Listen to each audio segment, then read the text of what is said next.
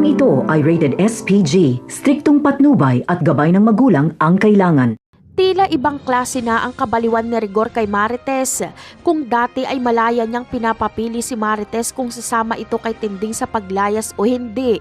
Ngayon naman ay makikipagpatayan si Rigor, wag lang makalabas ng bahay si Marites. Sa kanya lang daw si Marites. Nagawa niyang kaladkarin si Tinding at tutukan ng baril.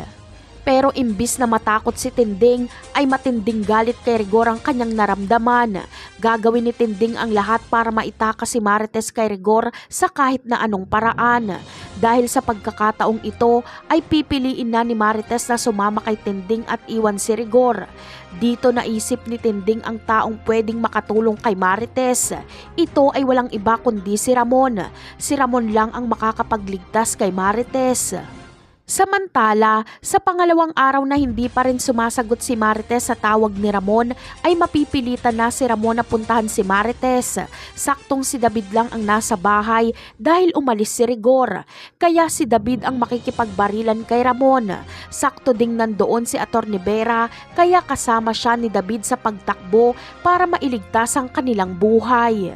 Habang si Marites naman ay nananatiling nakakulong sa kwarto. Ngunit maitatakas na kaya ni Ramon si Marites? Malamang ay mangyayari na ang pangarap ni Ramon na mabuo sila.